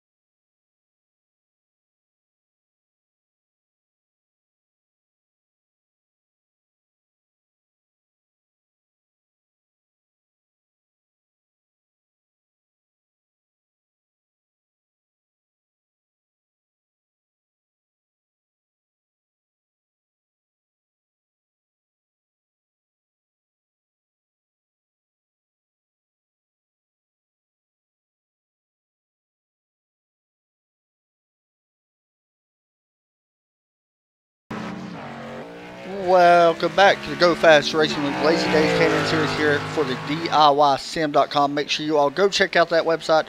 Also, I did post a link in the description to join Lazy or Go Fast Racing League. They run 3 series: trucks on Thursdays, K&N on Fridays, and the Grand National Series on Saturdays. And I got it right this time. Right now, being joined in the booth by one of the, I guess you would say, owners of Go Fast Racing League. The league. Of course, he's got a lot of help from his athletes as well. Oh, yeah. Skylar Allen and Landon Lacy, a driver that is actually in the league. Unfortunately, he didn't make it in time tonight to race, so he hopped in the booth. And right now, his 2 teammates are winning the race. Former teammates actually in 3rd, which is very impressive, by the way. Joshua Banks is one of them guys. We haven't really spoke a lot about him, though. He's been getting better over time. I don't know if you all noticed it. I mean, he was pretty good when he came in already. But honestly, he got a big win last night at Michigan when he won the Truck Series. And that was a huge win. You could hear it whenever he was interviewing him. How much in y'all's minds, I know this is a completely different race, but does that give you confidence even coming into a road course race knowing you won last night as well in the same league? I don't know. I mean, momentum's momentum, but I mean it's a different monster out here. So, and different car as well. Different car, different track, different different everything. Yeah. Place is a hot mess. So, Adam, you gonna tell everybody the answer to the Oh, trivia the question? answer. 1962. We know you Googled it. Atlanta didn't Wikipedia. He Googled it. You got it wrong. I at least took a dang stab at it without looking it up. I'll be honest. I thought this track was way older than that. I thought it was made. I thought it was. I didn't think it was that old, to be honest. See, and I didn't think it was that old because I mean, really, when's the first time you really heard about Mid Ohio Sports Car Complex? I mean, I was gonna say like '96 or something at first, but you know, you I Googled first heard about Mid Ohio Sports Car Complex when NASCAR, yeah, put it on the brought map, yeah. their Xfinity series here, and that, without looking, I can tell you started in 2012 or 2013. You can say the same thing about Road America as well when we go there. So, Which a lot well, of see, I people- can't because I knew about Road America Yeah, I did too. from other things than just NASCAR. yeah. That's true. Man, was it, am I right? 2012, 13? It's very new. Well, 2000, I'm going to say 12 or 13 is when they first brought the Xfinity cars to Mid-Ohio. And I'm going to tell you, when it first started to come to Mid-Ohio, I thought, man, this ain't going to work. It's a sports car course. Blake, you're not 8 years old. There's no way you're 8 years old. Because, wait a minute, dude. If you're 8 years old, you can't be on my team. Just pointing that out. Rhett cannot see the sign up. Skylar can tell you how to sign up. Okay, Rhett, if you're going to go to our website, gofastracing.us, click on drivers, and it's at the very bottom of the driver page. The reason it's on the driver page is because you got to find you a number that's listed as open. Well, 3 of them technically, because I'm slow and haven't updated our website since like July 22nd. You get a little lazy on that, buddy. Well, it's not so much lazy as just tied up. That's true. That's true. And that isn't something that my admins do a great job with everything that they do for me, don't get me wrong, but when it comes to the website, I've built that thing from the ground up. Just had a pass. Nate Anderson. Oh, he passed Dylan Bose and then goes off the track after he completed the pass. So he just gave it back to Dylan Bose. That was battle for the 4th. So this is actually a really close battle right now. So we'll stay with this one for now, and he can keep talking through that one. So anyway, it's gofastracing.us/drivers, or just click on drivers rather, and go to the bottom and you'll find it there. You can fill it out. You must be 18. You must read the rules and agree to abide by the rules at all times while you're on the track in a GFR session. I really felt like I was just at a go-kart track and they was telling me. The way you said that, so perfect. No, Nate Anderson always gets an extra bumper, but this is actually a really good battle for 4th place. I mean, you've not heard the drivers' meeting, I guess. So it was a good battle. Nate Anderson takes it over. Dylan Bose. It's like a carnival ride. The way I read off the rules for it was like reading the final correct. But I love what I do out here, so it's a lot of fun. Unfortunately, like I said tonight, It wasn't any fun sitting out here cruising around, running through the grass and the gravel. Well, you know, the next few weeks don't get any easier, to be completely honest. Well, I don't know. I'm not. We're going to Bristol, man. I love Bristol. Bristol's going to be fun, though. Like, I really, honestly, as Josh, as much as I hate to say this, because I love Bristol, Bristol's one of them races we may not have a ton of cautions because it's nighttime. I just don't see a lot of us having we wouldn't know. We don't know what's going to happen on the Xfinity race. Ain't nobody going to know what happens on the Xfinity race. You know, I think my best race ever was at Bristol, and Adam gave me the curse. I'm sorry, race. by the way. I'm not broadcasting Bristol, God. guys. It was 100. I think it was like a 150 lap race at Bristol. I had led like over half the laps of that race, and then with like 20 to go, I lagged out. Man, so for the first time on Tuesday, I heard in a league not go fast racing, I heard somebody reference the Adam Chapman curse. Oh, yes. Yes, sir. Let me tell you what happened. So, we broadcast Tuesday nights, Dynasty Racing. You know Dynasty because James Pandolf. Right. He races in your league as well. That's not the league I'm talking about, though. Wait, somebody else said it. Oh, man. Oh! Yes. It's becoming a thing. It is becoming a thing because their broadcaster and a couple of their drivers referenced the Adam Chapman curse. I was like, wait a minute, I thought I made that a thing, and they're like, dude, no. it is becoming huge. Tuesday, Tyler just locked him up and went off. Tuesday, I jinxed both drivers I picked. I picked somebody. Logan and I forgot his name. What was his name? I picked him, right, and didn't I pick him again and he wrecked again? I don't remember. I don't know, but I jinxed both of them. They was both leading, or there was one like first. They both wrecked in the same wreck. Yes. I was like, yeah. Then as soon as that wreck happened, the guy, after the race was over, he messaged me. He's like, don't ever pick me again, please. I was like, all right. The main thing was, I don't want to say this over broadcast, but the guy asked him not to pick him before the race, and he still did. Nice. I was like, I'm going to be right. I was like, I'm not going to jinx him this time. Nice. We may have a battle for the lead before this race is over. Because if Tyler Cox makes another mistake like he did, yeah, we will. He gave him 2 seconds that last time. I think we need to get back to the race though, because we've been getting a lot off track. Yeah, that is true. Literally. Oh, Nate Anderson's off track in turn 12. That's going to allow Dylan Bowes to catch up to him. So we actually got a battle for 4th and 5th, and possibly 1st. Oh, Joe locked up going into the S's. We'll see if that hurts him. But didn't lose that much. Not much. Yeah. I actually think he actually might have gained a little bit. Right now, 3.2 back is the gap. Where Tyler went off last lap. But keeps it pretty good this time. Some pretty beat up race cars out here tonight, man. Holy cow. By the way, everybody, it's Brush Broadcast. Thanks everybody for tuning in last night. That was a really good broadcast that we had last night, and we had a lot of people actually come out and watch the race. I think a total of 90-something clicks was on it, but we had like 20-something people, I think, in the broadcast the entire time. So really, for cool. a truck race. Yeah. Nice. Swoosh, upside around. David's going back and forth a lot, him and Nate both. Yeah. This is, we're winding down. We've got what? 50. Got 4 to go. Coming to 3 to go next time by, yeah. Well, yeah, I'm looking at different guys, so. Tyler now going through a keyhole, as weird as that sounds. Tyler was just a 10th faster than Joe that last lap. And I'm surprised at what the kind of lap times they're putting down, because they didn't take tires. Look how fast that lap was. 29.4. Yeah, that's insane. Sorry, a 1:29.4 for the people that are watching. You gotta give Tyler credit, though, man. Seconds. If he comes in here and wins this race and he's never raced this track until today, that's pretty good. Oh, he almost went off again there through the S's. Yeah, he gave up a lot of time right there. Yeah, he did. 2 seconds right now is the distance.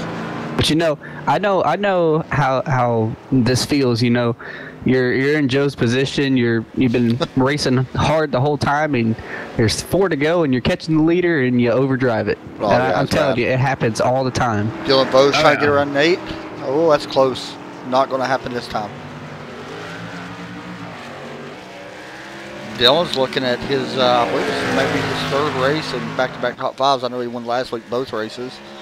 at Watkins Glen, and for the K&N and the Grand National Series.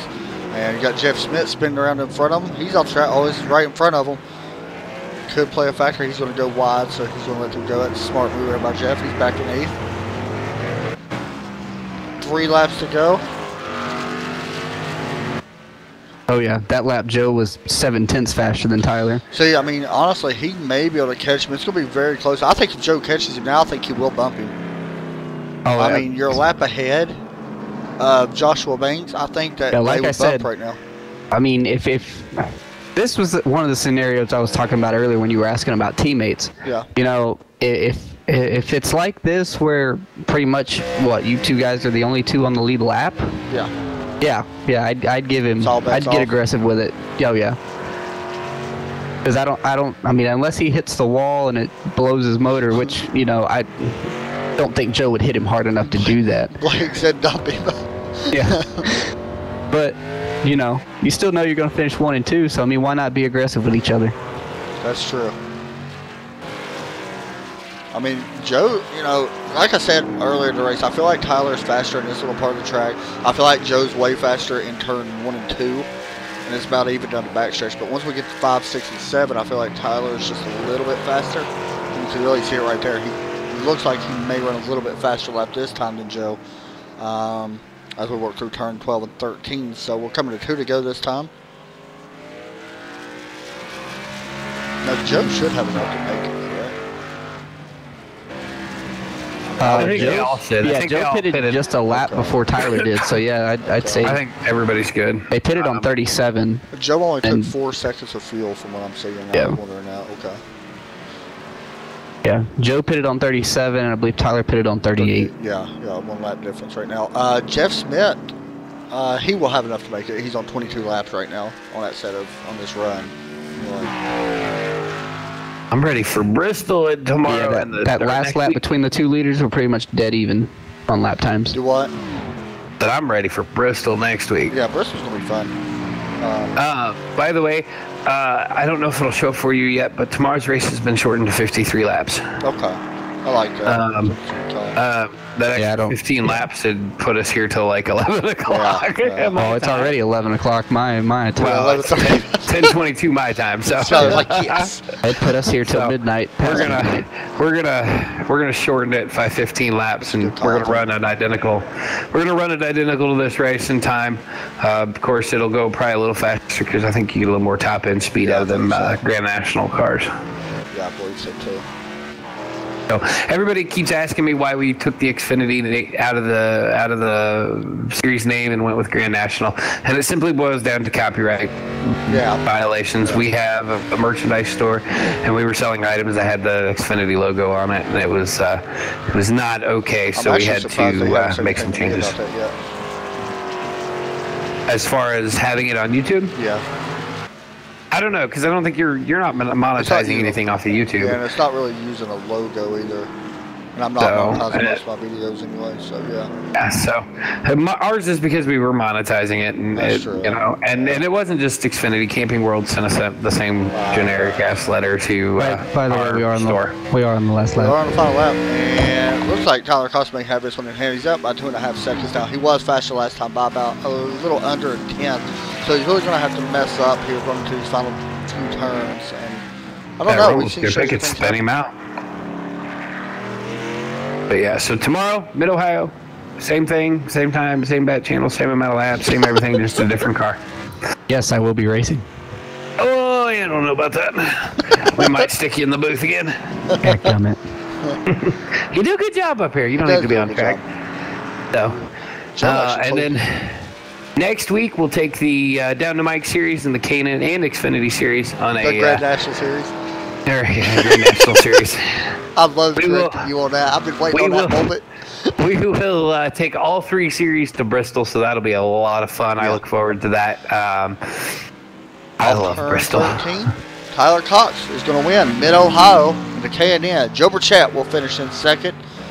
The battle ain't quite done, so we'll jump back a little bit further. This is Dylan Vose right now running Nate Anderson. This is actually a battle for 4th, so we're going to be watching this one very close. Nate trying to hold on. And if he holds on to 4th, I think he'd be very happy with that, I think. Dylan pushing really hard. It's still a little long for them to go. They got a little under a half a mile, I think, from here to go to the end. So coming through turn number, I think that's 9. And even if the 19 can get enough, I don't know that he'll necessarily use the bumper to get around. He might get a little aggressive, like trying to get aggressive on entry and exit, but I don't think he'll. It don't look like he's going to be able to get it. Coming off turn 13, Nate Anderson's going to finish in 4th. Dylan Bose, that's Tyler Cox decides to drift all the way through the corners. And he done a lot of that tonight, though. He won. He kind of owns the place now. He's going to kill. He's just kill Joe. And kills Joe. Joe's really happy about that, I'm sure. Well, mind. Upside, there's no penalty for incidents tonight, so that's true. That is true. Because that would have just gotten some. Yeah. I mean, look at this. Look at this. Let me go over here. If we had penalties for incident, Nate Anderson 3 penalty points. Tyler Cox 4 penalty points.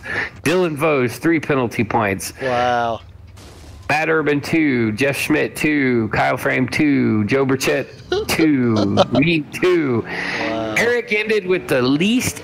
Eric Minch least incidents, 3 on the night. That's not bad. Impressive. Hey Tyler, you got me.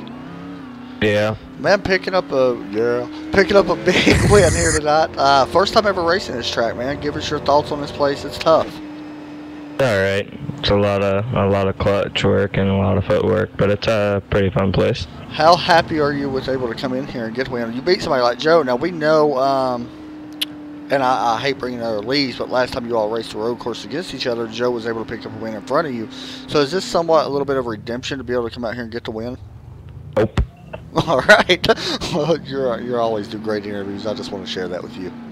Thank you. Anybody you want to give a shout out to? Yeah, I'd like to give a shout out to the guys up on the box. They brought a good car this week. Billy Bob, my crew chief. Coca-Cola, because it's better than Monster Energy. My 2018 Subaru WRX, Louise and Juan. My mom and dad, and you guys were broadcasting Go Fast Racing League, Lazy dayz Racing, everybody that's part of this. And yeah, we'll see you tomorrow night for hopefully another win. I was going to ask you, are you racing tomorrow night? But you just gave me your answer. All right, now go get some sleep because you need it. Yes. Thank you. Wow, his interview was very exciting, wasn't it? I tell you. Yes, it was. Oh, he's still in here. You moved the wrong guy. Hold on. Why was I moved? His interview. I moved the wrong person. I just told Tyler, I was like, his interview was very exciting, wasn't it? Anyway, we'll bring in Joe Burchett, who picks up second place. Hey, Joe, you got me? Yeah. Second place, man. Can't be too disappointed. You started up on the pole tonight, but second place. Talk us through that, man. That was a tough race. It was a long race and very slick track temps. Talk us through your night. More importantly, tell us about getting into your teammate there. Yeah, it's just going down, I guess, into turn 3 there. Just locked the brakes up, and I was trying to steer it to his inside and hopefully just slide, in front of him across the track and hopefully not hit him. Luckily, it didn't, hit him hard enough that it took either one of us out. Let me ask you, Joe, because we was on this conversation earlier when Lando first got in the booth and Skylar as well. How aggressive do you want to race a teammate? In these races, do you want to race him hard? I mean, if you would have got to him here towards the end, would you have moved him or tried to move him? And I know you race clean 100%, but is that in the back of your mind, especially when racing a teammate, on how hard you want to race him? Yeah, I mean, to an extent, mainly here, it was me and Tyler, we've always raced pretty hard, going back to the, CFR championship days, especially, Watkins Glen and Sonoma. So, I know he's going to be tough competition, so I don't want to give him too much space. That's why I kind of hassled him the first little bit of the race. And, yeah, if it came down, if I could have got within a bumpers of him in one of them corners, I probably would have gave him a little tap. Now, we know that you race K&N regularly, of course, in here because that's about the only days you race. But, of course, you're racing Road, is it America? Yeah. Okay, Road America. We know that you're going to be racing the Xfinity car at Road America as well. So I want to ask you one more question. Can you use these K&N races to help you at a road course such as Road America here in 2 weeks? Yeah. I mean, the cars are a little bit different, but at the same time, they're both heavy. It kind of mainly just gives you some seat time around the track and racing against people to kind of just develop a strategy. That's all I other than that, there's really nothing that they can compare against. Man, you finished in second tonight. It was a good run. Anybody want to give a shout out to? Yeah, I just want to thank Swamp Dust Seasoning. Thank you guys for doing the broadcast. Skylar and Nate for putting on a league. Thank all of the league sponsors and everyone that participates in the league. Awesome league. Good job, man. And go out there and get them next time. Thank you. Thanks, bud. Next up, we'll bring in Nate Anderson, who finishes in third place. And Nate, you got me? Wait, Fourth, actually, bud. In third place. You finished in fourth. Let me bring in Joshua first. I need to talk to you anyway about so, hold on. I don't know why. I was looking at my timing wrong. Wow. I'm slow tonight, man. I'm telling you. Hold on. We'll bring in Joshua next. Joshua, you got a copy. Team 4, got you, man. I was talking to Nate, and for some reason I thought he finished third. But anyway, you picked up a win last night. You come in here at a road course race, man. You finished in third. How happy are you? Are you happy about finishing third tonight? I am definitely happy because this is the first race I've ever done at this track. So to be coming out third is pretty sweet. That's pretty big. I mean, you know, I don't know how familiar or how much you like road courses, but for your first race, what was your overall thoughts on coming here? Well, I didn't know what to expect. I probably put a couple laps on the Xfinity car for tomorrow's race and was familiar with it a little bit, but never with this car. So coming in, just learned a little bit of it and just got used to it longer the race went. So just over time, just got used to it. Let me ask you, you're racing the Grand National Series race tomorrow. How much can you take out of tonight and put into tomorrow to use that? Just the line, basically, not so much the car. So, I mean, the cars are similar, but the gears are different. So just braking zone is going to be different, but the line's going to be the same, and that's what I can take out of this race. Well, winner last night, third tonight. Let's see what you can do tomorrow and see if you can tap off a good week of racing here and go fast. Anybody want to give a shout-out to?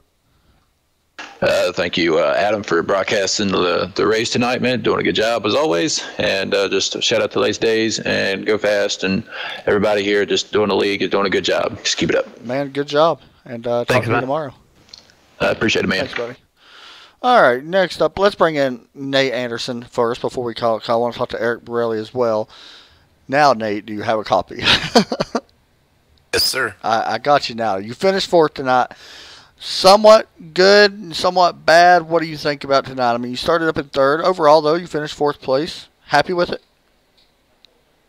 Well, considering on the first lap I spun out and went to the back of the field and drove my way back up, yes, I'm very happy with where I finished. So let me ask you this. I don't want to say that the points are completely locked up. It's a long shot. We understand that with Todd Curry, who's not here tonight. Does this help you? I mean, I know it's going to help you in the points, but how much pressure is on you, if there's any, to try to be able to catch him with him not racing tonight? Does this, will this help you think gain a lot? Does it put any pressure on you for future races as well? I mean, a little, but I think Todd's so far ahead in the points right now, and I don't know that it's going to be possible to catch him, considering that the K&N does not have a chase. Right. Yeah, I think a lot of that's going to depend on. It's going to depend a lot on just races missing. This is a bunch of races. I think he only has. I mean, they say it's an astronomical or insurmountable lead. But it's like a 100 and I think it's 24. Like a 124 point lead. So I mean that's 40, 40, 40. That's roughly 3 races. So he just lost, a third of his points lead tonight. Yeah, man. So good run for you tonight, fourth. I mean, you started up in third. We know that you're a good road course racer. We talked about it at the start, and honestly, you proved it again here tonight. Still fourth at Mid Ohio, very tough place. Anybody you want to give a shout out to as well? I want to give a shout out to everybody at Lazy Days Racing, and obviously my paint guys, Harpoon Design, phenomenal job. Oh, sorry. You did a good job.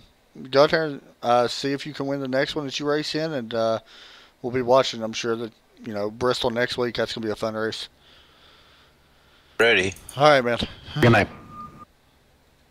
All right, next up, go ahead, Skylar. All right, so the next person we're going to talk to, it's actually kind of a dual persons that we're going to talk to. Eric Barilli has probably the most interesting ride on the track and the most interesting perspective of any driver on the track. We alluded to earlier in the broadcast the motion rig, so I'm going to defer to Eric first.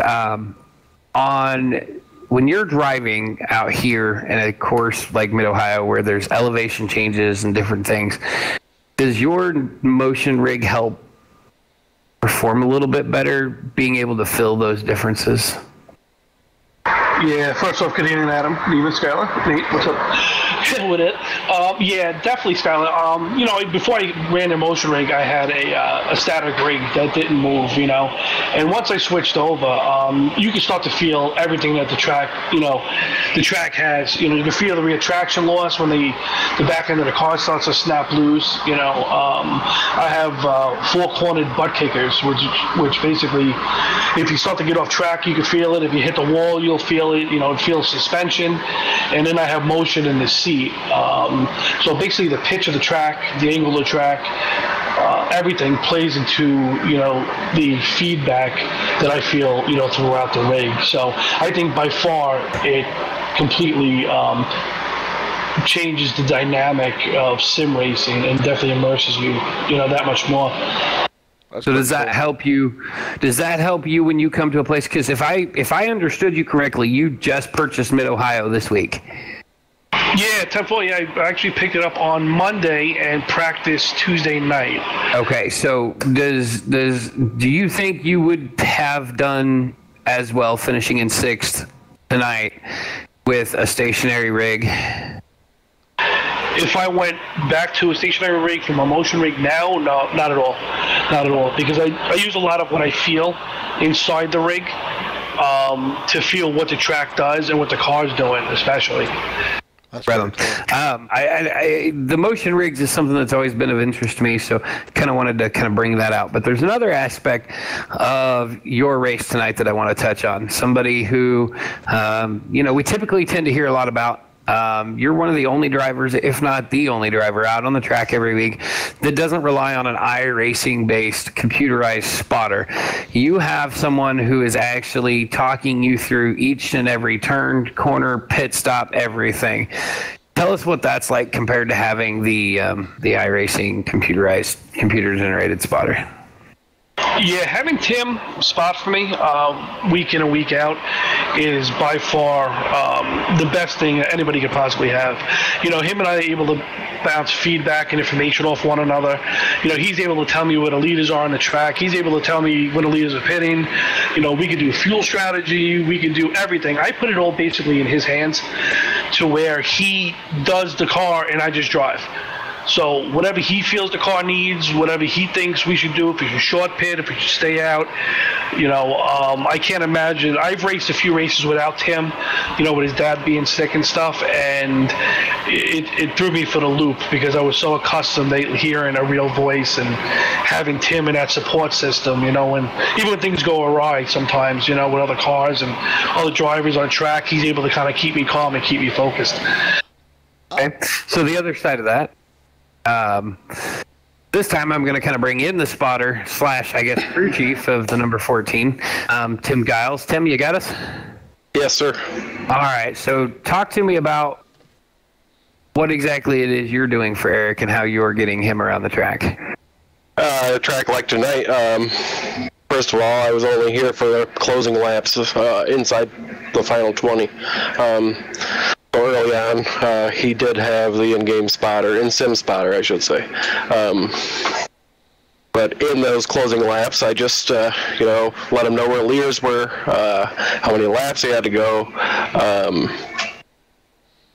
We talked about what we were going to do as far as the final pit stop, because when I got in the sim tonight, he had, like I say, inside 20 to go. Knew he had to pit.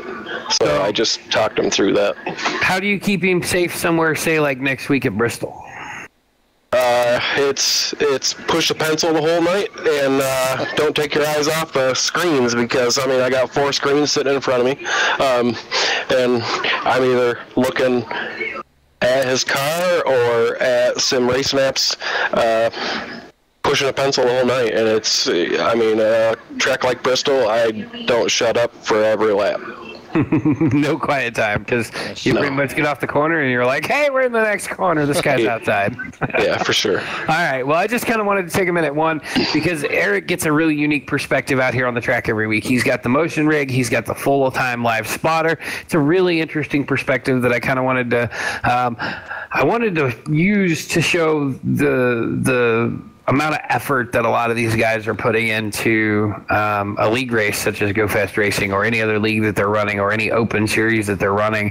For anybody who doesn't have and is currently looking for somewhere that they want to race, iRacing is by far the best place to go. And I feel like Go Fast Racing within iRacing is probably I like to think we're the best of the best leagues out there. But I let the drivers and the on-track racing speak for that. So it's definitely had a lot of fun. Tim, Eric, thank you for kind of giving us that perspective that we don't typically get to hear about. I appreciate that. Adam, anything you got for him? No, man, you pretty much hit it right on the head. Tim did bring and Eric both brought an interesting thing in what they said about how important a real life spotter is compared, with the real relationship that they have working with each other compared to an iRacing spotter. It does help no matter how you look at it. So, yeah, you did. See, and I rely on the iRacing spotter myself, and I have had to go into the INI files and adjust, because I found that with the default, he would call me clear. Yep.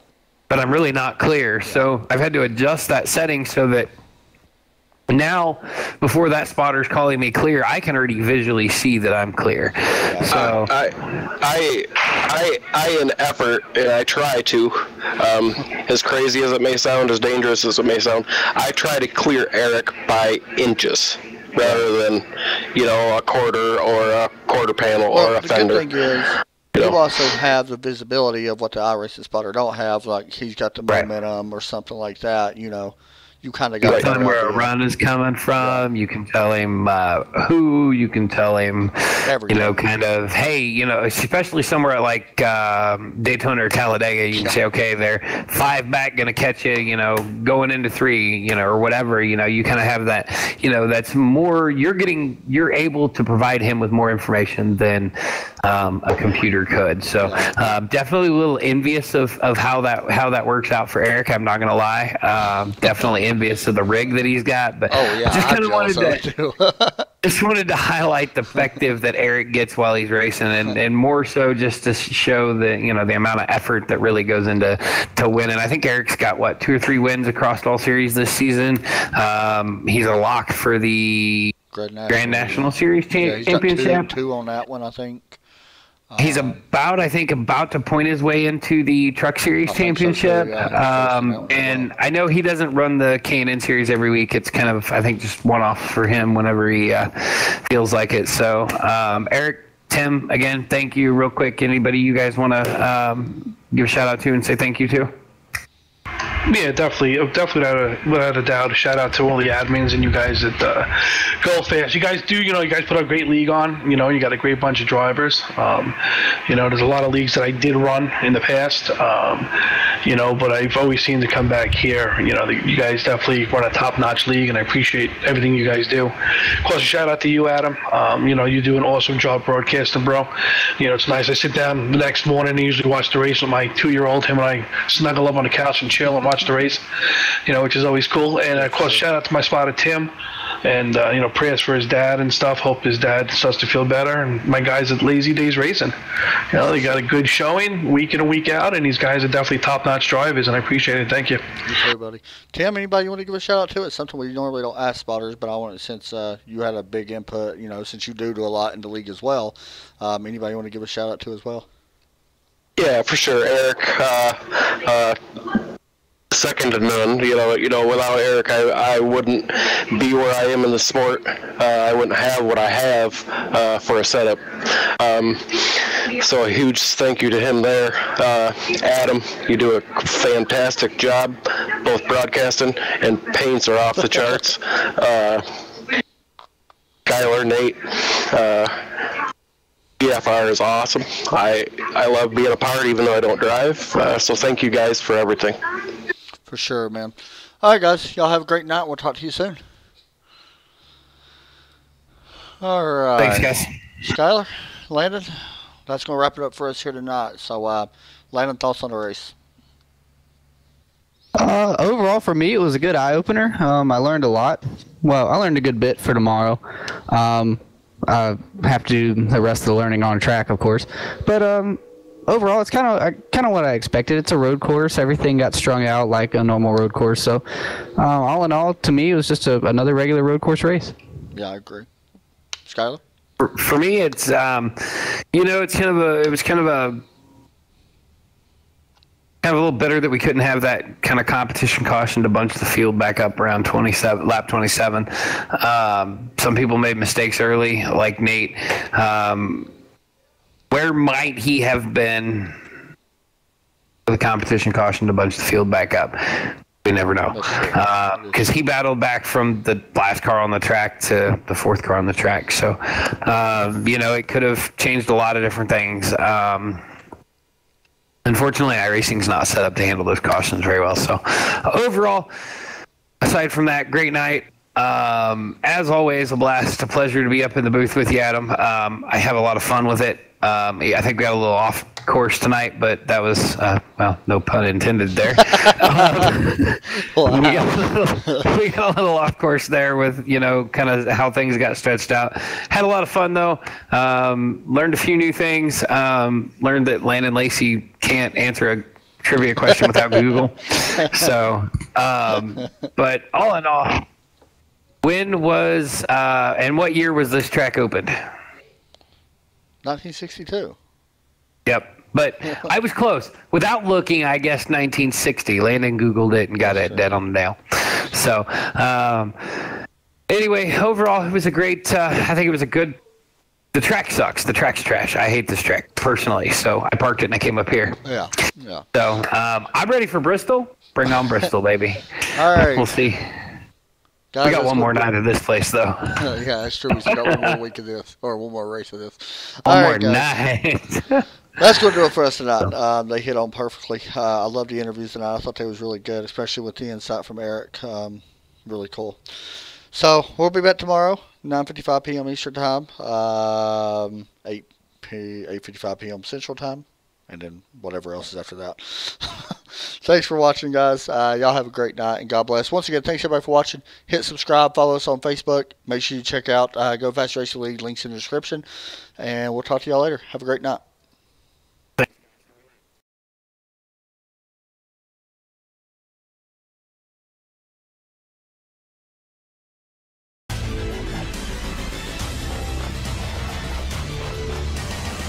Flag is in the air here at New Hampshire. New Hampshire, when this race continues, things can change in an instant at day 7. Thomas Jowers Jr. did get his lap back. There he goes, celebrating tonight at day